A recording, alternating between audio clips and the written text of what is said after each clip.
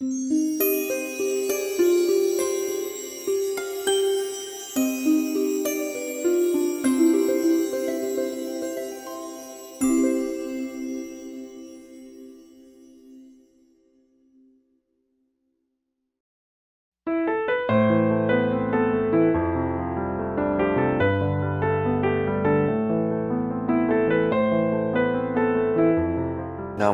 زیادی من داشتم. از اولین نمایشگاهم سال 1986 بود فکر میکنم، یک نمایشگاه گروهی. و بعد از اون هم دوباره فعال بودم و نمایشگاه زیاد داشتم. در سال حدوداً شاید 5-6 تا نمایشگاه گروهی، سالی یه بار، هر 2 سال یه بار هم نمایشگاه انفرادی. بعضی سالا کمتر، بعضی سالا بیشتر. مثلا یه سالی ممکنه 2 نمایشگاه گروهی داشتم، یه سالی 12 تا. به هر حال کار باید مطرح شه، باید هوا بخوره، دیده بشه و همیشه دنبال فرصت برای نمایش کار هستم. الان با 3 جای ثابت دارم کار میکنم، یه گالری در سان فرانسیسکو، یکی در لس آنجلس و یکی در لندن. ولی غیر از اونم جاهایی که میشه مثلا گهگاهی نمایشگاه گذاشت، دنبال اونم هستم معمولا. شما نمایشگاهی که توی آمریکا یا اروپا گذاشتین، هیچ وقت فیدبکی گرفتین که این نقاش ایرانیه؟ خب اکثر اونا اصلا توی اعلام میکنن که ایرانیه، نمایشگاه نقاش فلان از ایران فلان، یعنی اصلا توی تیترشون خیلی وقتا هست. ولی شما میگید که کسایی که دیدن بعد حس کردن ایرانی.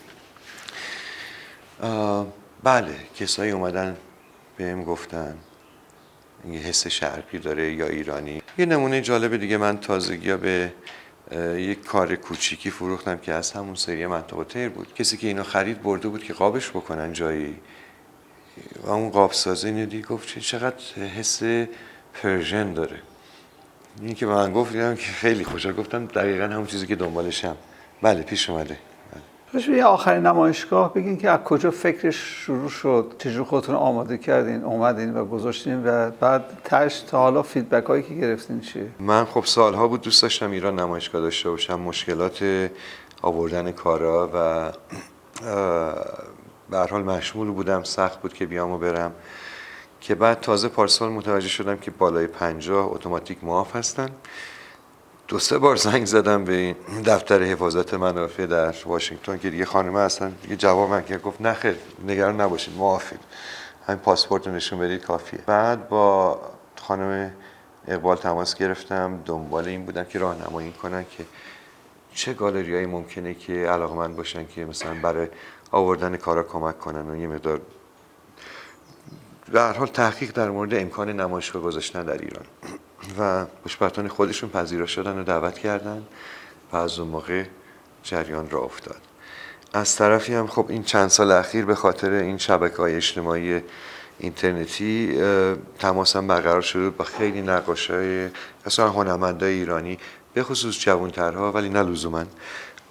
و دیدم که خیلی اصلا تشویق میکردن و گفتن خیلی چشم انتظار نمایشگاهتون هستیم. و خوشبختانه اونطوری که فکر کردم تا حالا استقبال خیلی گرم و خوبی بوده و بی نهایت منو خوشحال میکنه. این اولین نمایشگاه انفرادیم در ایران که برام خیلی مهم بوده.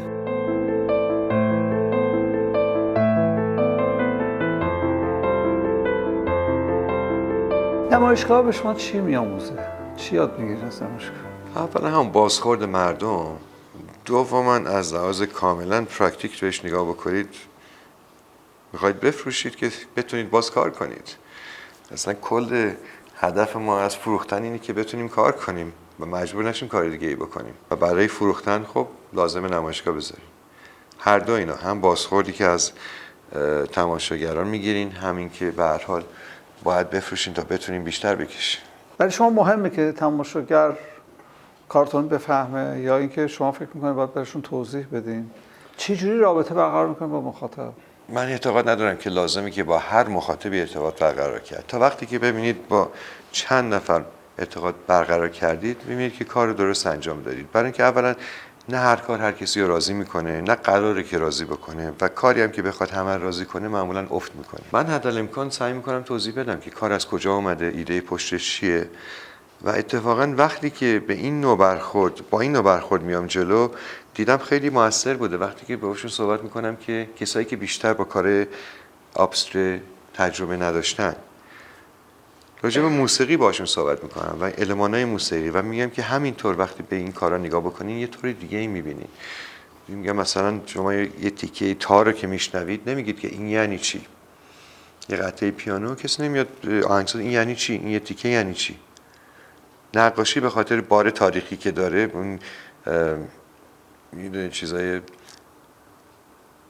ابجکتیوی که جا افتاده دنبال چیزایی که شناخته شده میگرده آدم. ولی من به دید موسیقی وقتی بهشون میگم اگه اینطوری نگاه بکنین یه دنیای دیگه باز میشه، معمولا یه برقی تو چشماشون میبینم، انگار اصلا به این جهت اصلا فکر نکردم و بعد میبینم که دارن شروع میکنن گرفتنش. حالا نمیدونم تا چه حدی، یه دریچه حداقل باز میشه. میدونید حالا موسیقی این ارجحیت رو داره که به عنوان یک فرم ابستره مورد قبول هست از طرف عموم مردم، ولی نقاشی راه درازتری رو باید بره.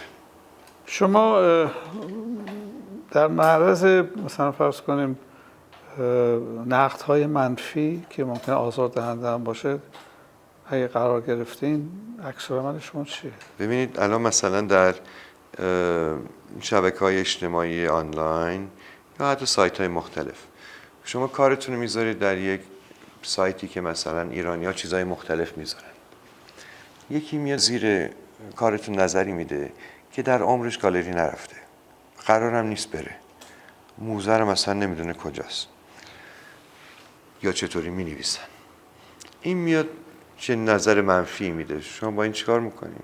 بعضی وقتا باید ولش بکنیم. یه جایی مثلا یه چنین سایتی، من سالها پیش یه سری کارام بود، بعد طرف گفت که این شبیه ته قابلمه موهای منه که هنوز نشستم. من گفتم یه طورای کمپلیمانه برای اینکه اینا تکسچرهای بسیار زیباییه. باز اون ادامه داد و من بلاکش کردم. حوصله وقت برای این چیزا ندارم.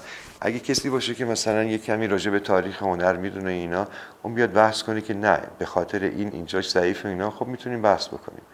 ولی اگه در یک باغ نباشی واقعا وقت تلف کردنه. نه دنبال اینم که همه رو قانع بکنم، نه اینکه میشه همه رو قانع کرد.